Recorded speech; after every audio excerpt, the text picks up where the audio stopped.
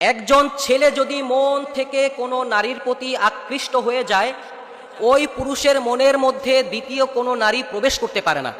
কেননা বিজ্ঞান বলে যে একটা ছেলের প্রেমে পড়তে, একটা মেয়েকে ভালোবাসতে সময় লাগে মাত্র 15 সেকেন্ড। একটা ছেলে একটা মেয়ের যে কোনো জিনিস দেখে প্রেমে পড়তে পারে, সেটা হতে পারে মাথার চুল, মেয়ের পোশাক, এক কথায় মেয়ের যে কোনো জিনিস দেখে ছেলেটা প্রেমে পড়তে পারে। তবে একটা মেয়ে প্রেমে পড়ার জন্য সময় নেয় 15 দিন, লং টাইম। কেননা একটা মেয়ে দেখে যে এই ছেলেটা তার জন্য পারফেক্ট কিনা, ছেলেটার ক্যারেক্টার কেমন, ছেলেটার বংশ কেমন, ছেলেটা ব্যক্তিগতভাবে কেমন মানুষ, এই সমস্ত কিছু যাচাই বাছাই করে এরপর ওই মেয়েটা ছেলেটার প্রেমে পড়ে।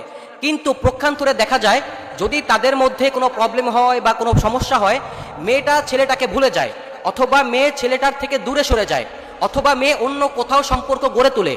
তবে একটা ছেলে কখনোই এই কাজ করতে পারে না। কেননা আমি শুরুতেই বলেছি, একটা ছেলে যদি কোনো মেয়েকে মন থেকে ভালোবাসে, ওই ছেলের মনের মধ্যে দ্বিতীয় কোনো নারী প্রবেশ করতে পারে না।